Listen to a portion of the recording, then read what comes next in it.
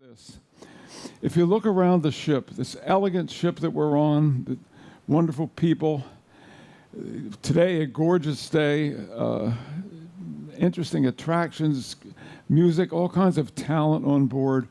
We, here in this room right now, just take a moment to realize that we are in like the top % of people in the world who are living what I like to call the good life. So whatever you have done in your life that's enabled you to be here today, give yourself a round of applause. You deserve it.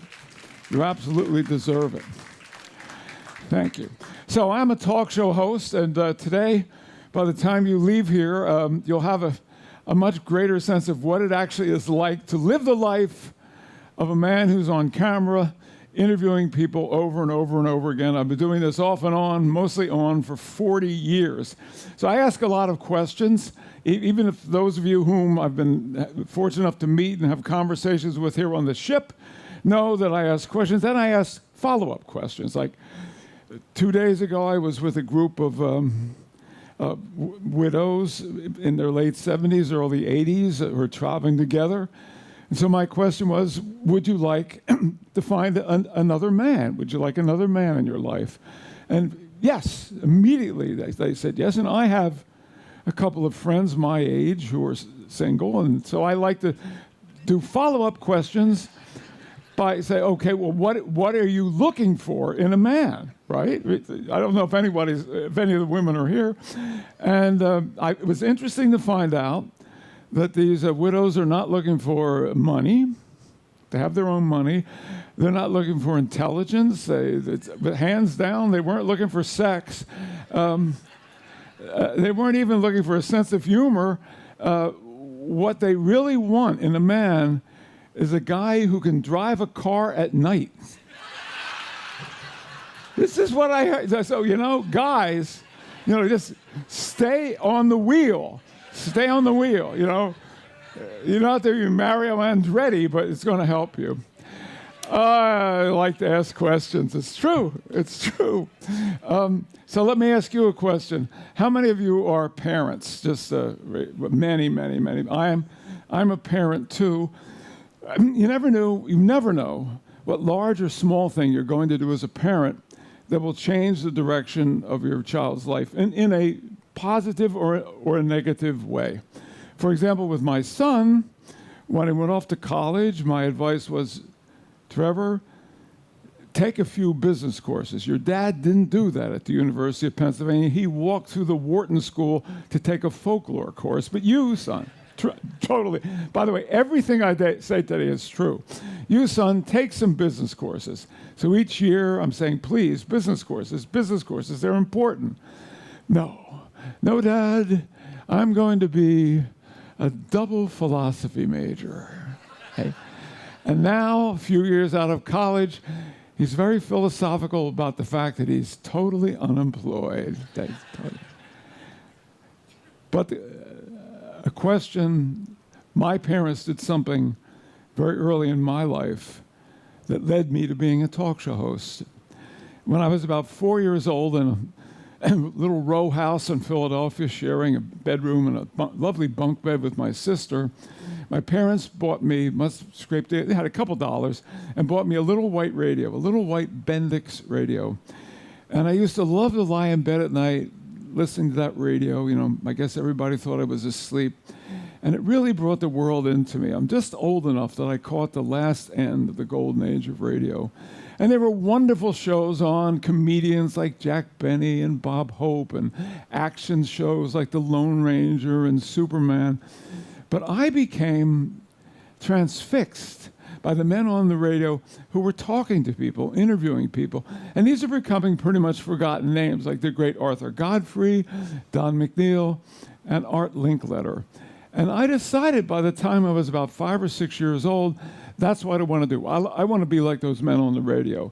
So I am one of those extremely lucky people who, with some help from a lot of people along the way, and maybe, or maybe not, who knows, from a higher power, I made that childhood dream come true. I grew up and I became a talk show host.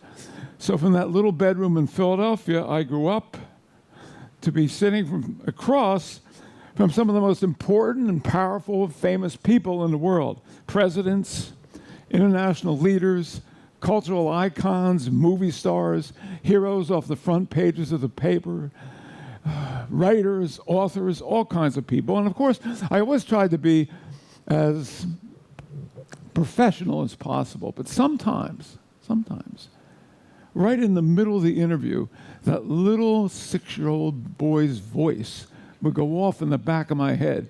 Wow, I can't believe it! James Bond, Sean Connery! So this morning, it's time to put away those childhood associations and tell you the truth about these egomaniacs I've been coddling for the last 40 years. Now, it's not going to be easy because cruise director Aaron said, Bill, 4th day of the cruise like this, 9:15 in the morning, people are so relaxed. Plus, we had that aquavit last night. Don't be offended if you look out and see people falling asleep. I said, Aaron, nothing had happened to me up here that hasn't already happened on television. I've had guests fall asleep on my own show. No, that's when you know you're really doing a good job. Hey, you on the end, snoring into your microphone. Now, wake up, I got a question. I've had almost whole audiences fall asleep. There's a formula for it. You get a bunch of senior high school students during prom week, take them into the TV station cafeteria, give them greasy burgers, milkshakes, take them into the studio, put them in comfortable chairs, bake them under hot lights while playing Yanni music. Kids, wake up, we got a show going on here. And if the truth be told, because now it is time for my first major confession, I once, on my own show, on live TV, actually fell asleep. I actually fell off my stool on my show. Okay?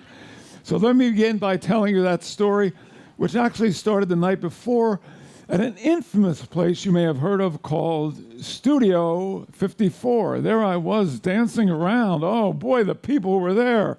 Andy Warhol, John McEnroe. Wow, I can't believe it. Liza Minnelli. Hi, Bill. Hi. Well, that night I stayed, I don't know, until 4:30 in the morning. By the time I staggered into the studio for a 9 a.m. live show with about 16 minutes sleep and a hangover that was about a 0.8 on the Keith Richards hangover scale, the international hangover scale, I would have paid anybody, a cameraman, the floor manager, a producer, anybody, a week's salary to do the show. And of course, the show we were doing that day, and this is 90 minutes live, right? The show we were doing that day didn't help out much. The subjects were modern medical advances. Topics like segment 1, you and your spleen. Understanding eczema, new pronouncements on podiatry, right? So I am using all of the strength of everyone, all the strength, everything that I've got to plow through the show and go home and dive in bed when I met my nemesis. And you may have had, I hope not, over the years, a tour guide like this.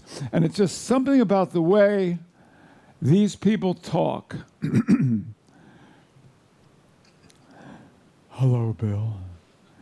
I'm so happy to be with you on your wonderful program and tell you everything I know about the frontiers of dentistry. Now, as his voice is washing over me, I sort of feel my mouth drooping, and it's warm feeling going over me, and I go, uh-oh. Now, Bill, the first thing that I want to tell you, and all your wonderful viewers, is that in the future, when we approach the dental chair, it will be a place where we can achieve complete and utter relaxation. Now I have drool coming out of the side of my mouth. I'm shaking my head like this, and in the back of my mind, I'm saying, dear God, please just get me through this. I'll never go to Studio 54 again, I promise. I'll never even talk to Liza Minnelli. Just keep me awake. Well, Bill, before we talk about the true miracle of dental implants. There's something you and all your wonderful viewers should hear about, and that's bonding. And that's the last word I heard. I literally fell off the stool, hit the floor. Now, fortunate for me and my career, the camera was on the dentist droning away and not on me falling into a drunken heap on the floor. So you at home, all you heard was the sound of boom, a 180-pound man crashing onto the floor. It must have been a power nap on the way down, because I got up and finished that segment, and the next 3 segments of the show which were on canker sores. Oh, it was awful. Never mind. But the next 3 segments, I finished the show in flying colors. But the truth is, confession, after this is over, no one, not the producer, not a cameraman, not a floor manager, no one comes up to me and says, hey, Bill, Pally, better cut back on the nightlife, my friend. Fell asleep on the show today. And, of course, the whole incident, of course, made for a wonderful story that very night when I was stupid enough to go back to, that's right, Studio 54. Oh, I'm dancing with Liza Minnelli. Liza, you're not going to believe what happened today. I fell asleep on my show. Oh, Bill, I haven't been to sleep in 4 days. Woo! But all these years, somewhere in New Jersey, there's a dentist who's been saying, I was on the Bill Boggs show once, and he fell asleep while he was interviewing me. I wonder why. Of course, I wasn't always asleep. I stayed awake most shows, and the truly interesting thing for me, and I think likely for you, about being a talk show host is you wake up in the morning and essentially you should know what you're going to be doing that day, and you have all manner of notable people coming into your life, and you can ask them any question you want. So I put together a compilation of over a long period of time, going back into the mid-'70s until 2 years ago with Itzhak Perlman, some of my favorite questions. So you'll see them. The first one is with Yul Brynner, who famously would never reveal where he was born and his roots. And I knew he wouldn't answer the question, but I asked it just because I wanted to see what would happen.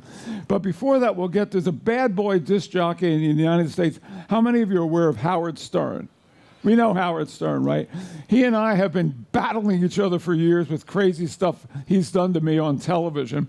On my syndicated series, Comedy Tonight, get this, I'm about to introduce him, and he's got a chair here. He's off in the wings. I'm supposed to introduce Howard, and he's supposed to come after I introduce him. Instead, he comes out immediately with some foul-smelling piece of cheese in his mouth.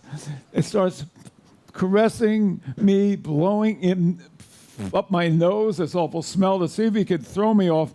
But the only thing I got back at him was by working the word stink. So let's go to a few of my favorite questions, Lucas. And Lucas, thank you for an A+ job on everything. Well, thank you, Stephen Leo. We're very happy right now to have with us New York's hottest unemployed radio personality. Here's the story. This is not pleasant. Out there in America. Less than a month ago, this man had one of the most highly rated radio shows in New York City. Thoughtfully irreverent, honest and acerbic, it was only right that he got fired. Please welcome the man who thinks that making a great big stink is the spice of life, Howard Stern. All right, here's Yul.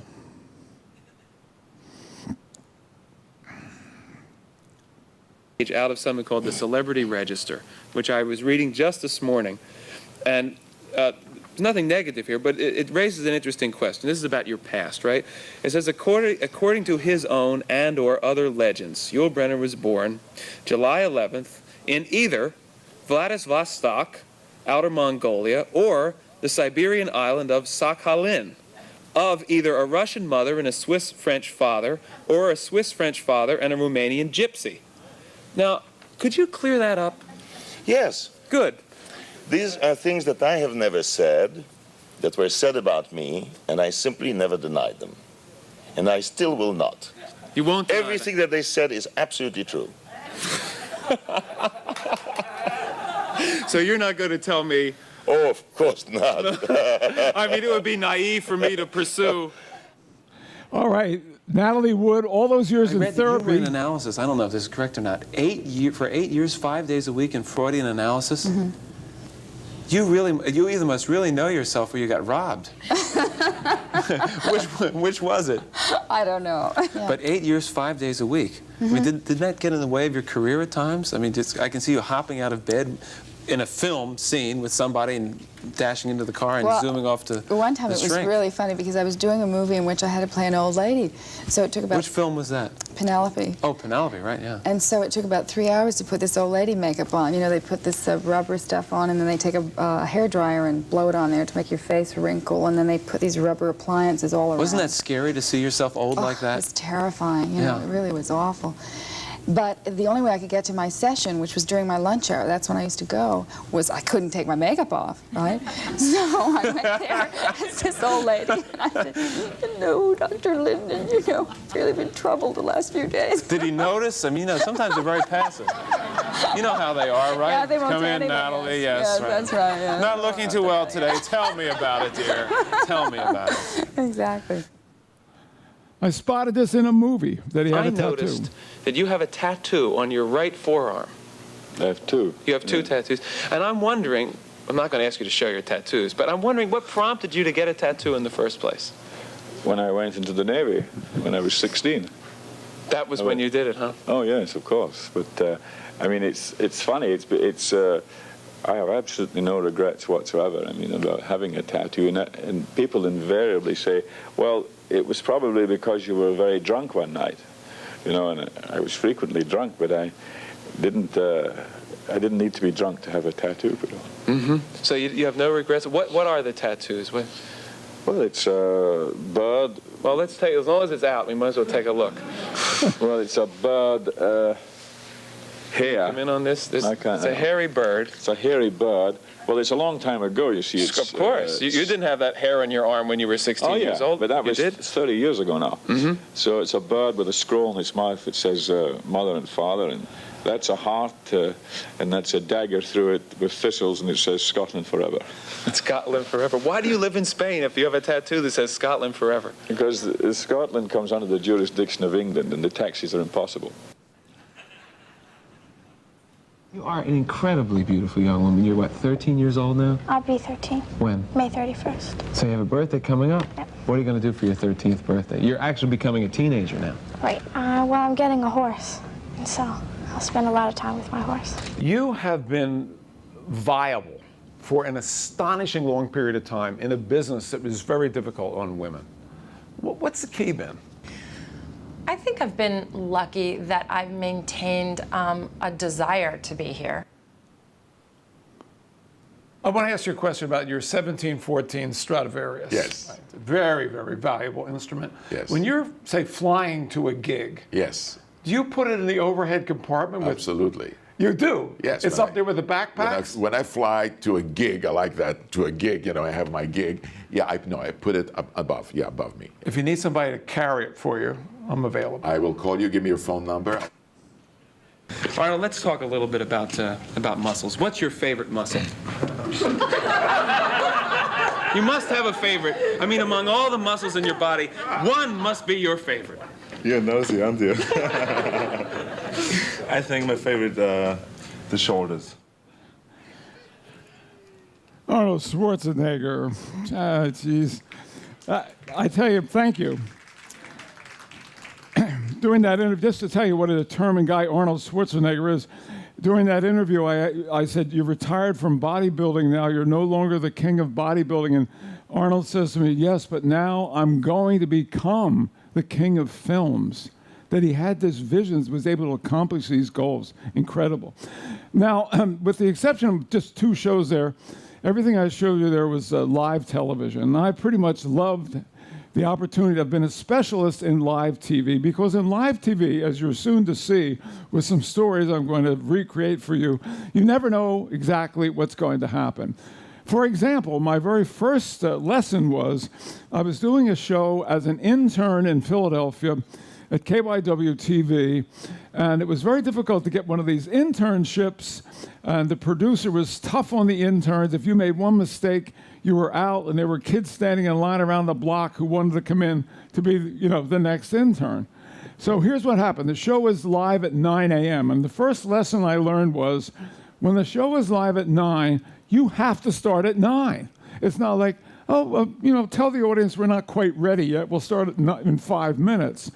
So in the afternoon before the next day's 9 a.m. show, we're having a production meeting. And the producer says, tomorrow on the program, a very important guest, former Vice President Richard Milhouse Nixon is coming here. There's possibility he's going to be running for president. He's going to need a handler, somebody to stay by his side every minute that he's here, except when he's up on the stage. Boggs, you. Tomorrow morning, 8:30, you're going to be out front wearing your best suit, shoes shine. You're Nixon's handler. Do not leave his side, no matter what. Okay? Right.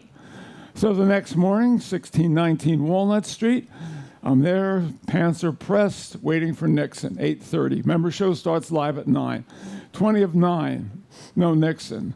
8:45, no Nixon. The producer comes down, Boggs, where's Nixon? I don't know. If Nixon doesn't show, you're fired. What?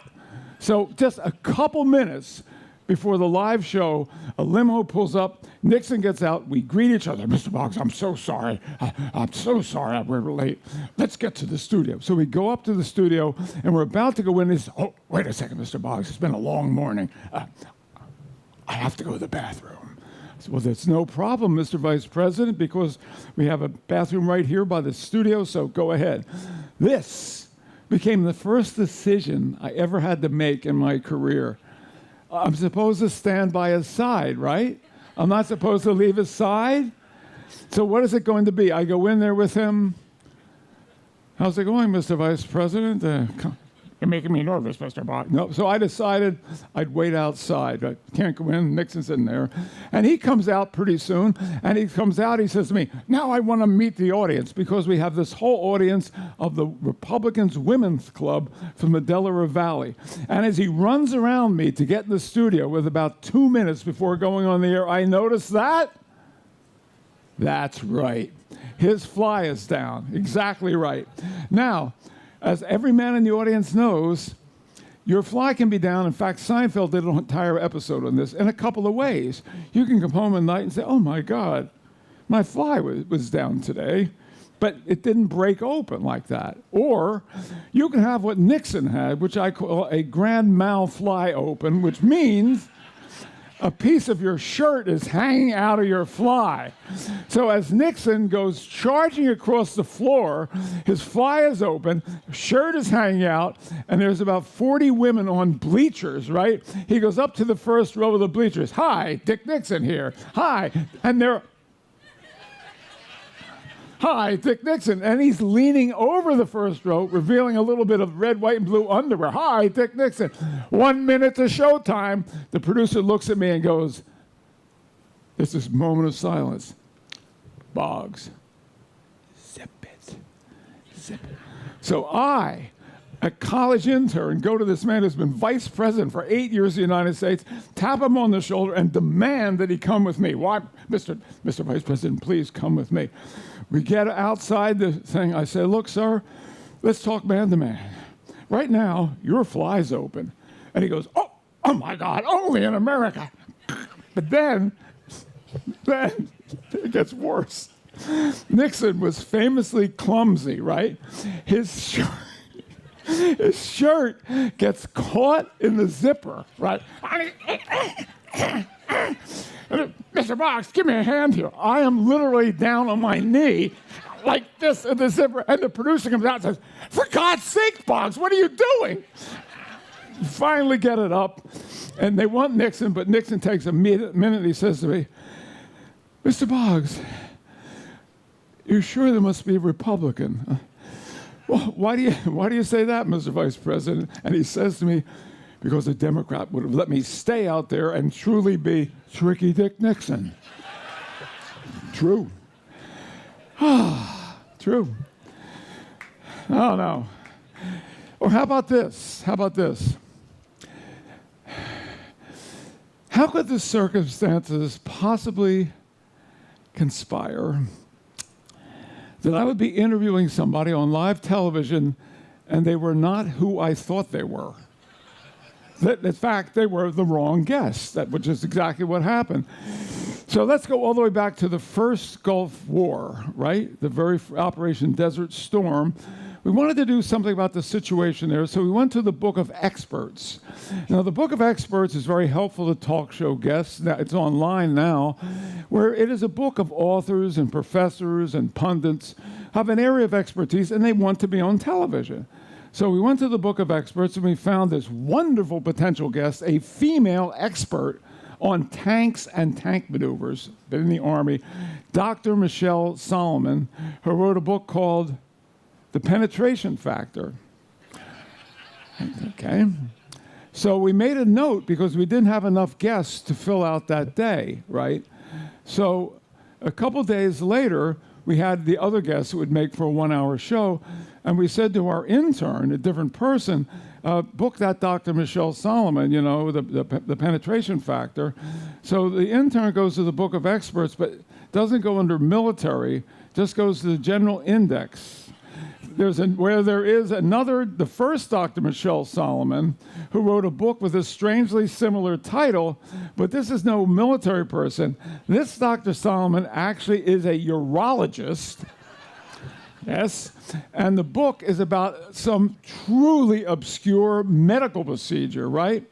So as I approach the set to interview whom I think is a military expert on tanks, I'm actually interviewing a urologist. And we don't have a tape of this, but we're going to recreate for you exactly what this was like. So please, everybody, welcome to our show, if you will, Dr. Michelle Solomon.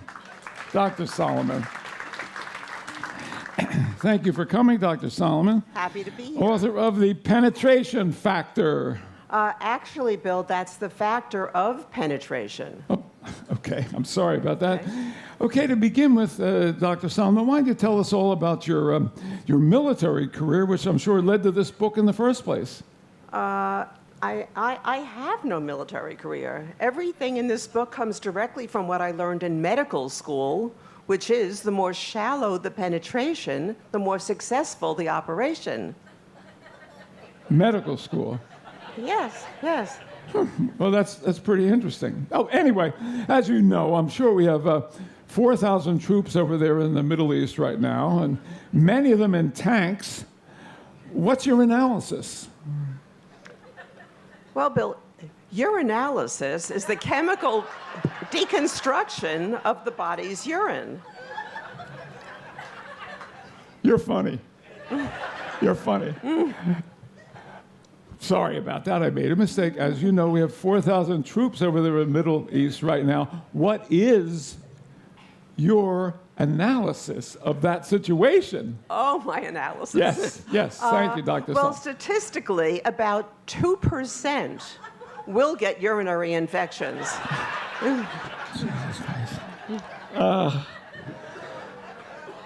Urinary infections? Yeah, that's just the way it is. Well, what do you think about the operation that's going on over there right now?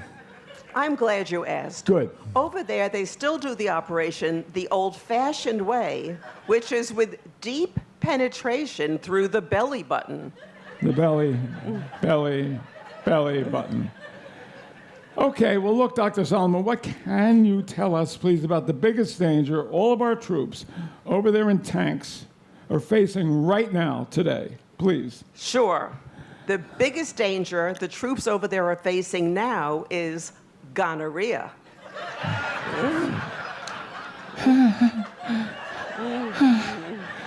Let's take a commercial break. Thank you very much, Dr. Michelle Solomon. Bye-bye, Dr. Solomon. Oh, my. Oh, my. How about this? Once again, using the same setup. How could the circumstances possibly conspire that I would be on live television interviewing two people who couldn't speak a word of English? Right? How could that happen? Here's a story. A husband and wife ballet team called the Panoffs had just defected from the Soviet Union back during near the end of the Cold War. And our ace booker, Joyce Friedman, booked the Panoffs to be on our show. And went up on our booking board for the very next day and put Panoffs, and we were really proud of this booking. She then went back to her desk, booked an interpreter from the UN, wrote out the card, but got distracted, so the interpreter card never went up. So technically, Joyce was the only person who knew they couldn't speak English, right? So the next morning, there wouldn't have been a problem, except Joyce came down with food poisoning during the night and didn't show up. Okay? Still in all, if the interpreter hadn't got caught in a traffic barricade around the UN, and this was before cell phones, he would have made it to the show, and that would have been a problem.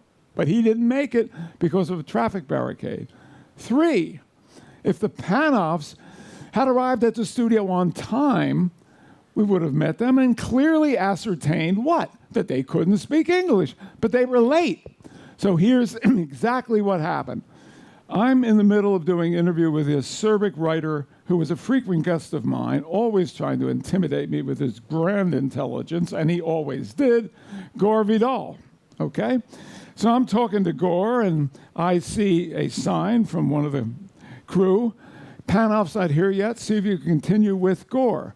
So at the right time, I say, Gore, you know, we're all looking forward to have the Panoffs with us today, but they're not here yet. Can we do one more segment with you? Absolutely, Bill. I still have plenty of incomprehensible words that you can't understand.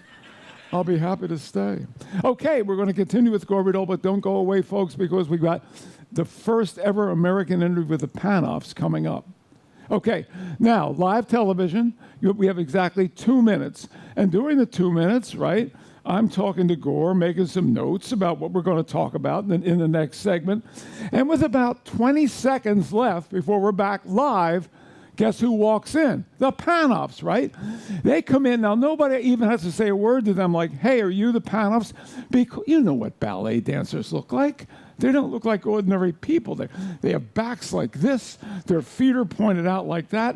They have legs coming. They look like they could leap over the cameras and pirouette onto the set. So as soon as we see them, one person drags them over, and another one takes Gore Vidal, rips off his mic, gets rid of him, and he's not too happy, right? And the Panoffs sit down.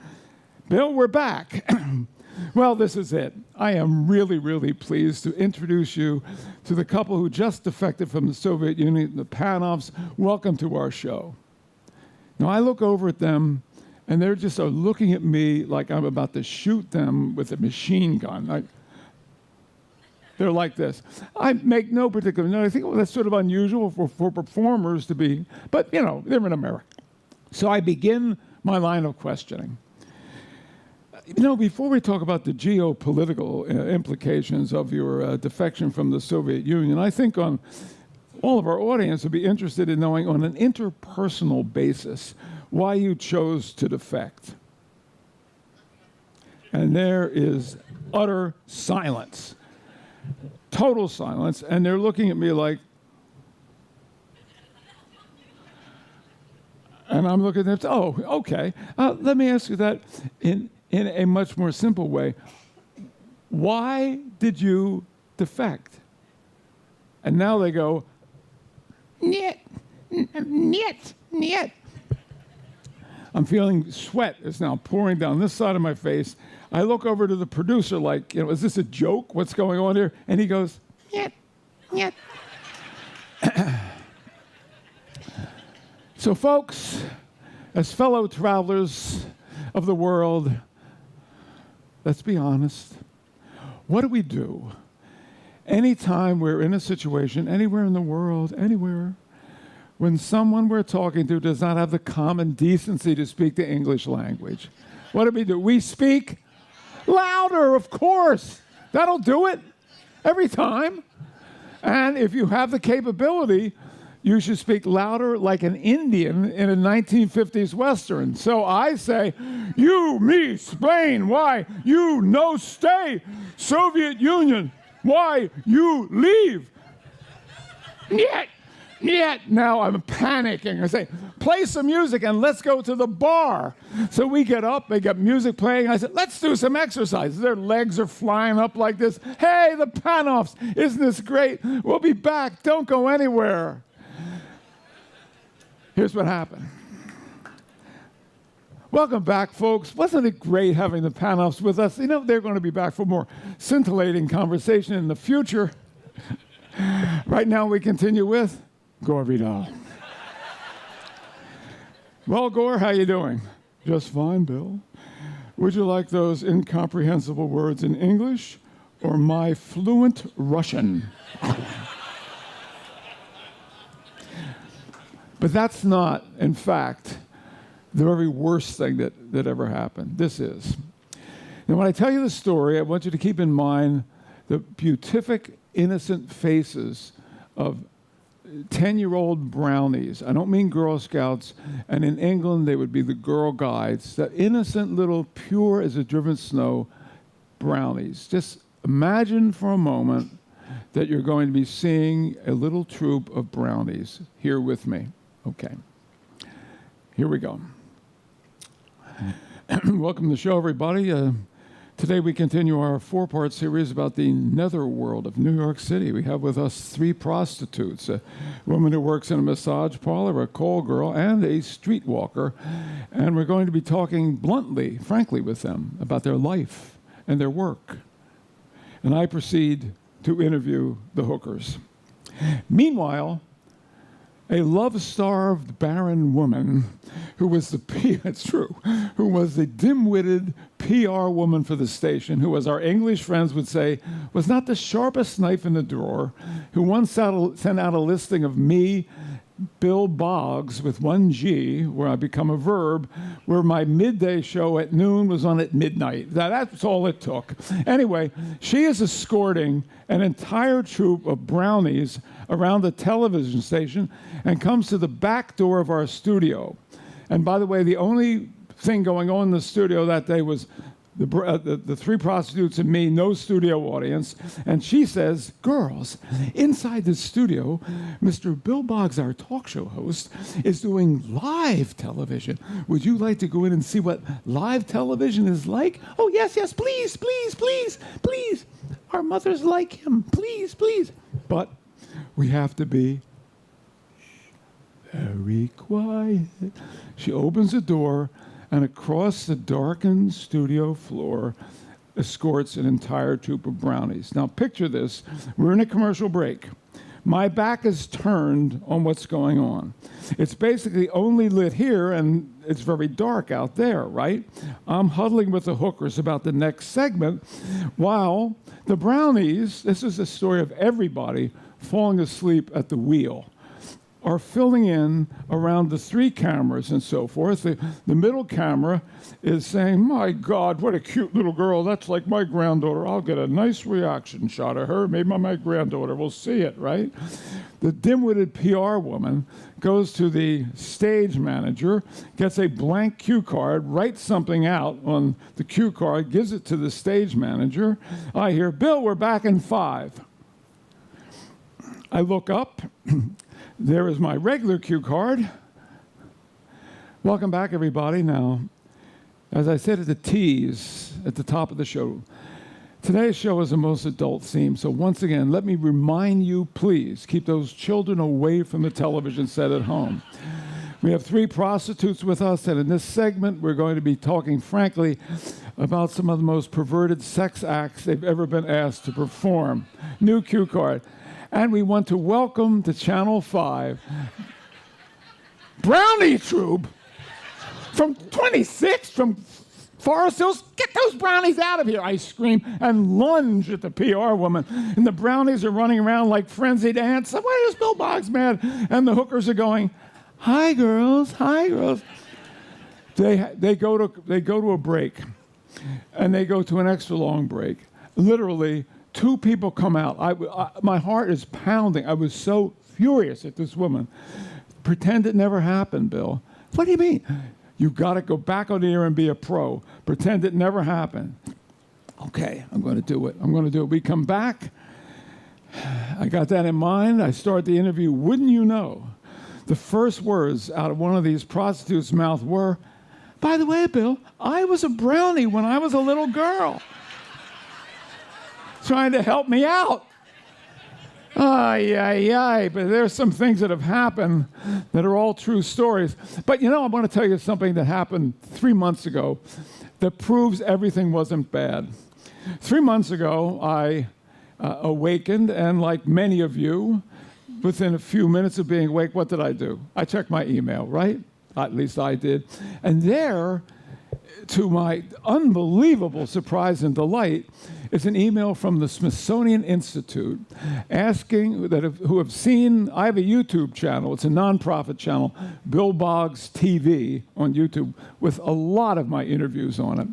And they have discovered this interview I did in the 80s with the father of ragtime, Eubie Blake, who was a guest on my show and a friend of mine, and they want to know how much I would charge them to put this into a permanent exhibition that Google is sponsoring on African-American artists in the Smithsonian. So I said, I'm honored. Eubie Blake and I are friends. You can please have it for free. I'll sign it away like that. So I just added this to the show. I'd like to show this to you because it's hard to imagine these days on television. Everything changes. It's not like things are worse or better. But this show that we did, Eubie Blake and I got to be friends. He was on promoting the off-Broadway show, the Broadway show, Eubie, which was the story of his life. Eubie Blake is the father of ragtime. And he was 92 years old, and we hit it off. He said, "No, you understand music. I like you. I want to come back and do a whole show just with you." And I talked the producers into letting him come on the show. We did an entire hour show. Eubie Blake at the piano and me there. And there was a lot of skepticism about it, but sometimes you just have to do what's right for the culture. And it ends up being in Smithsonian. So let's go back to 92-year-old Eubie Blake, and here is exactly what they've put in the Smithsonian Institute. Move the chair. Okay, yeah, that's good. Thank you, Dr. Solomon. Wait a second. As Frank Sinatra would say, wait till they get the bill from the stage manager. All right, is that good enough? Do I have to go in now? Or I get to be here still? Okay. How's that? Right. And now, Eubie Blake. Eubie, the first song you ever wrote. This is the proof. The proof. Yeah, but I'm 15 years old now. When you wrote a song, when you're 15 years old. Right. Okay. Here it is. First song he ever wrote.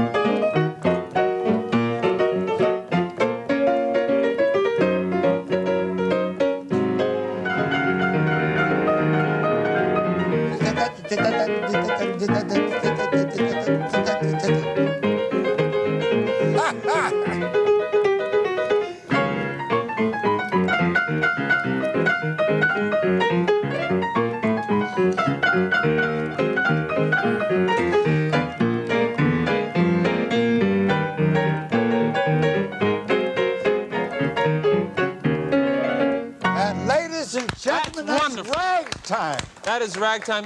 Eubie, you are a national monument. Thank you, I really sir. mean that. Eubie Blake playing for me at age 93 or something like that. You know, the actually sad story about Eubie is Eubie and I got to be not close friends, but we had a nice relationship. He was very proud of it. Eubie Blake was a lifelong smoker. Even then, at age 92, he was a smoker. 2 years later, he quit smoking, and his body convulsed, and he died. He never should have quit. I'm not advocating that. I'm just saying that was what happened with Eubie. If you make it that far, Anyway, Hubie Blake was one of my very favorite guests, and the most common question I get, really, when I'm on an airplane, like if you and I are in a plane and you're talking to me about your career and what do you do, Bill? I'm a talk show host. Generally, the most predictable and interesting question I get is, who is your favorite guest been? And, you know, if I close my eyes, I can see cultural icons like Lucy and Desi together, or artists like Andy Warhol, or civil rights leaders like Rosa Parks, a woman who wouldn't sit on the back of the bus, or Muhammad Ali on the comeback trail. But ever since a very special day for me a long time ago, 1975, I have had a favorite guest. And so I like to explain who that favorite guest is by doing the one thing that I'd never done before. I wrote a song. Tony Zacera wrote the music. I wrote the words. I got a lot of pictures out to answer the question, who is my favorite guest? So with your permission, I'll probably be one of the only speakers you ever have at this hour of the morning who sings. Okay, let's have it, Lucas. That's it. Let's start with old Billy Graham. We were both young then, and the hardest working man, James Brown, gave the show a 10. We shot with Andy Warhol, Chuck Norris, Quincy Jones. Crazy Jerry Lewis made himself at home. Frank Zappa made me look like him. Burt Reynolds gave us to William Shatner, paid a visit. Even Lassie, too. Donnie and Marie gave my taste buds a test. But even with shtick like that, I like Frank the best. Rock stars, jock stars, opera tenors too. Jazz kings, dance queens, these people came through. I've had a Jerry Springer show, one with Martha too, including Tony Curtis. Frank's the best I knew. Gordon Ramsay, Bobby Flay, Emerald lent their names. John Travolta made a stop on the verge of fame. Lucy Desi. These are my show's pals, and they came back, but that's the original cast of Star Wars. That show was quite a wow, but I remember old Blue Eyes. Frank was just the best. That extraordinary singer, he's my favorite guest. Tony Bennett, Jerry Stiller, Sally Field, Huggy from The Artists, Burt Bacharach sang a song or two, Dame Edna never could. Richard Pryor, Cheech and Chong with special guest Maud. Barry Manilow and Don King. And Maria Bartiromo, whom I adore now, Mia, knew him oh so well, and yeah, Sammy was quite close. But of all the guests I've been with, Frank was the most. Sophia, Meredith, Fergie, Jane, Annie McDowell too. Bill, Michael, Joe, The Sopranos too. Billy Crystal, Chuck Berry, the Fonz, the Bronze, the Big. Of all the guests I've been with, Frank's my favorite gig. Beautiful Renee Zellweger, with little Sarah Jessica Parker on a bike. Dustin Hoffman or Woodward and Bernstein all met me at the mic. From the Man of Steel to Iron Mike, Howard Stern to Chevy Chase, Frank Sinatra is the one guest I cannot replace. And that includes my friend Whoopi and Belzer. He met my mother. Frank's my favorite guest. Did not have the benefit of being able to get in totally sold out 2 weeks at the Yours. If you would perhaps make that same toast to all of us now, I think. I'd love to. My toast is simply that I wish everybody who is viewing us, or even if they just hear about it, I wish them thousands of times more that I've gotten in my life. I've been a man overly rewarded in my lifetime, and that's not buttering anybody up. It's a fact. And I appreciate what's happened to me, and I wish everybody in the world much more than that. And I wish everybody in the world a lot of sweet things and pleasant dreams and soft touching, hugging, and kissing, and peace in our time. So Frank, in fact, is my favorite guest, and on Wednesday, the day that we arrive in the afternoon, right at Cadence in the afternoon, at 11 or 11:30 in the morning, I'm going to be presenting my Memories of Sinatra talk with clips of Frank singing and some clips from my interview about his approach to singing and performance, and it's always a pleasure to do that. This is the 20th anniversary of Frank's passing, and somehow, for many of us, he still is extremely relevant.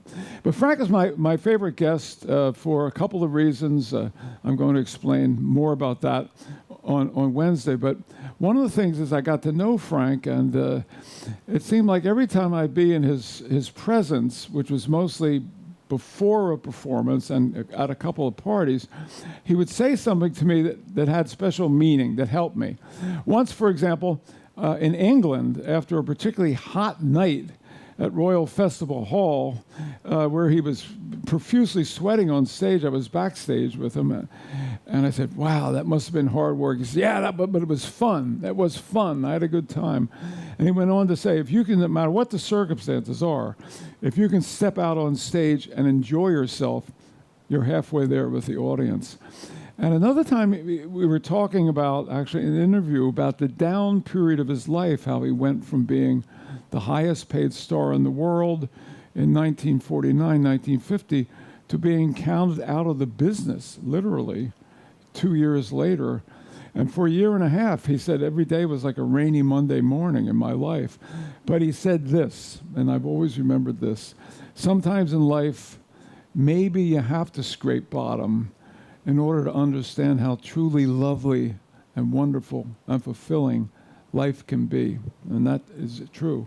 And he wasn't the only one who said things like that to me when the camera was rolling. For example, Kirk Douglas said, "Bill, every day, just be the best Bill Boggs you can be."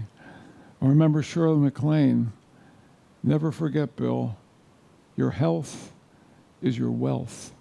Or the great Duke Ellington, one of my earliest interviews of my show in North Carolina. I was at a country club where he was performing with a film crew, and I was nervous interviewing this monumental figure in jazz and composition, Duke Ellington. And he knew that, and after the interview, he said, "Come here for a second." He put his arm around me, and he gave me a be here now moment. He was like tinkling. He said, "Be happy in every moment, man, because every moment is your life." Or Sophia Loren, "I have one rule that I live by, Bill. Every morning I wake up and I say, I'm only going to do things I approve of today." Right? Even if no one else is watching, I only want to do things I approve of. Or Danny Aiello, the tough guy actor who had a good job, was raising a family, had a union contract, quit his job in order to try to be an actor. "Danny, why did you take that risk?" He said, "I didn't want to wait any longer to make my dreams come true." Or Muhammad Ali on the comeback trail, quoting the great American football coach Vince Lombardi, "Bill, remember, anything is possible if you're willing to pay the price." John McEnroe, my father taught me one thing: "John, you're only going to get out of it what you put into it." And Smokin' Joe Frazier, great heavyweight champion, a man we're proud of from my hometown of Philadelphia, fought Muhammad Ali in Madison Square Garden, two undefeated heavyweight champions, the bout of the 20th century.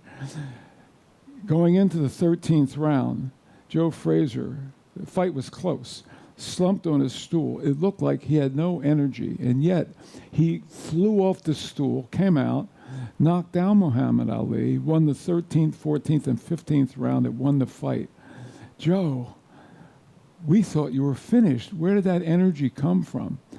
And Joe said, "I sat there, and I could feel my ancestors in my fists. And I remember looking at his giant hand, thinking to myself, wow, I had no idea when I was listening to that little radio when I was a little boy that I would ever be so lucky to be so close to so many incredible people and to be able to see and absorb firsthand how each of them seemed to have a will to prevail by believing in their God-given talent.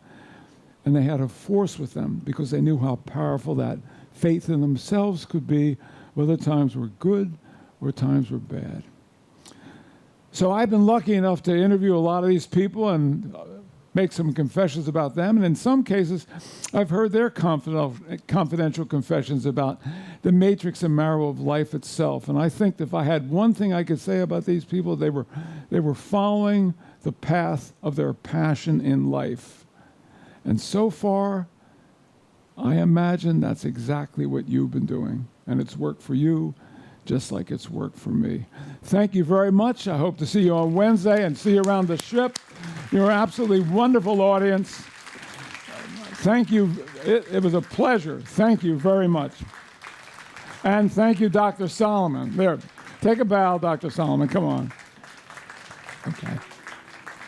The penetration factor.